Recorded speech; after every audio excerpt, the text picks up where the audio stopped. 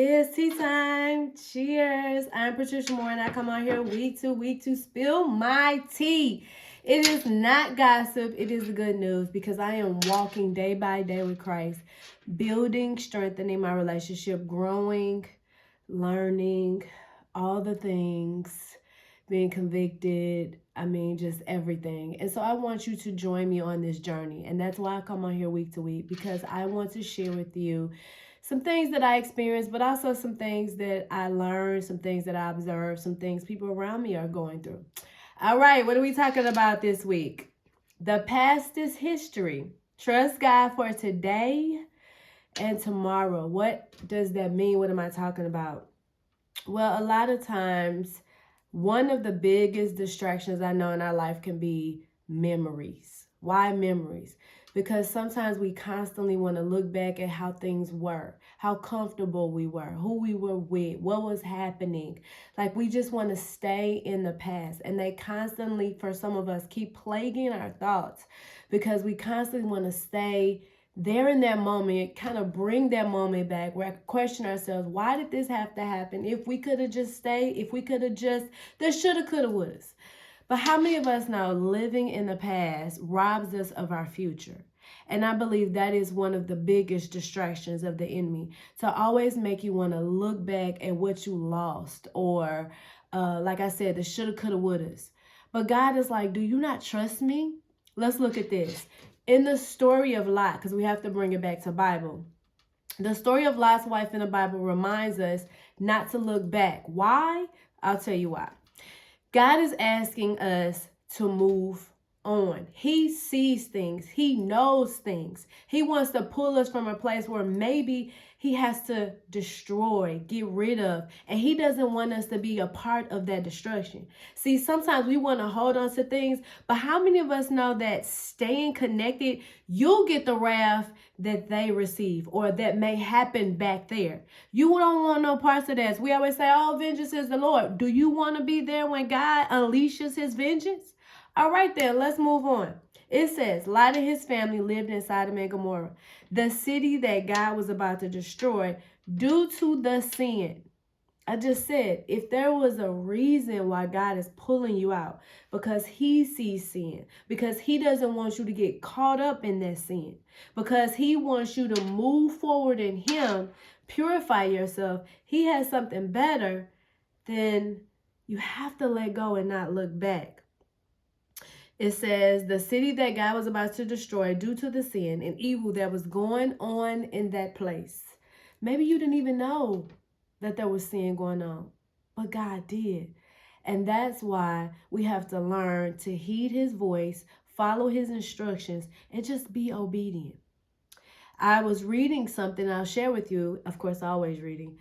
As they were leaving the city, the angel warned Lot and his family and said, don't look back and don't stop. That's actually from Genesis 19 and 17.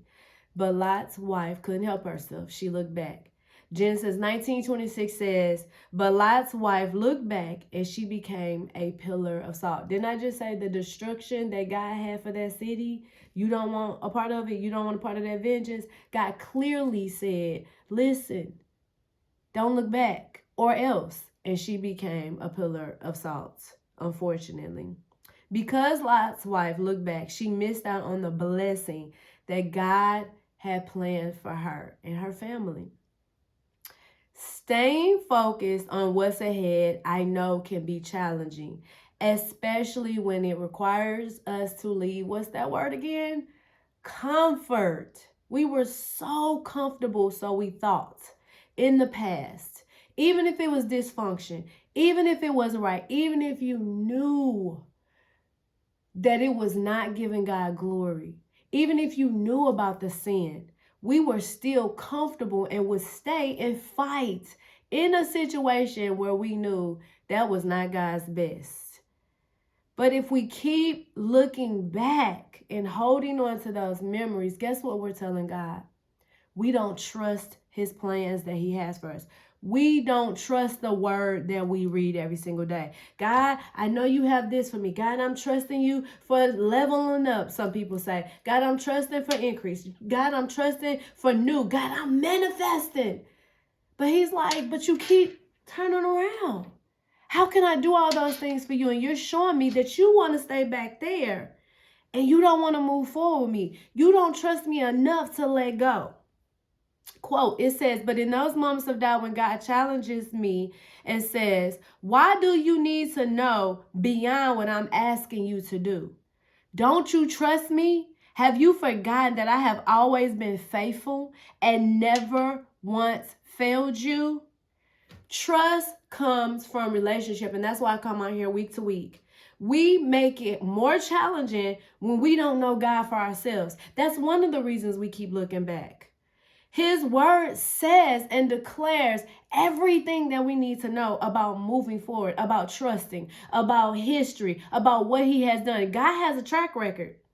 Therefore, we allow that little Satan with his suggestions.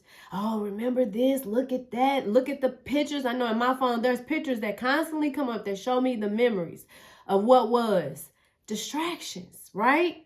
And it prevents us from trusting what's ahead, as if we could never have those good times again, as if we can never be comfortable again, as if we could never have greater.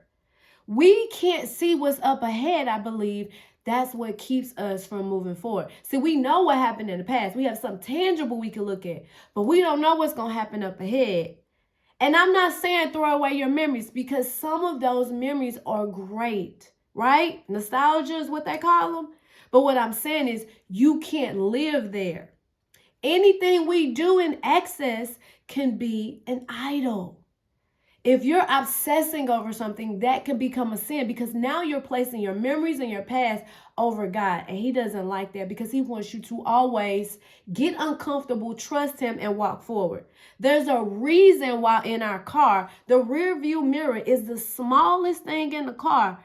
And the big old glass in front of you where you're supposed to be going ahead is larger, because you have to keep moving forward. You need to see what's behind you. Yeah, check on it, but don't stay there. You can't drive like this, because what'll happen? Destruction. And that's what God is trying to tell you. You keep driving like this, you're going to hit something. You're going to go off the road. You're going to kill yourself.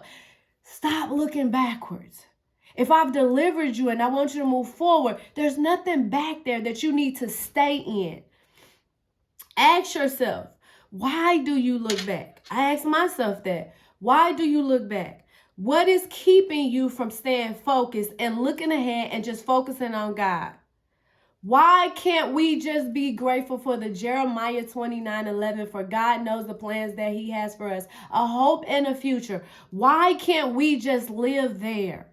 Why is that not enough? Ask yourself that. Why is that enough for me? Is it because my relationship? Is it because I don't have a foundation? Is it because I'm grounded? Or is it because I'm afraid? And we know God didn't give us that spirit either. That was suggested by Satan. So we need to check ourselves in our hearts and ask ourselves, what is it that's keeping me in my past?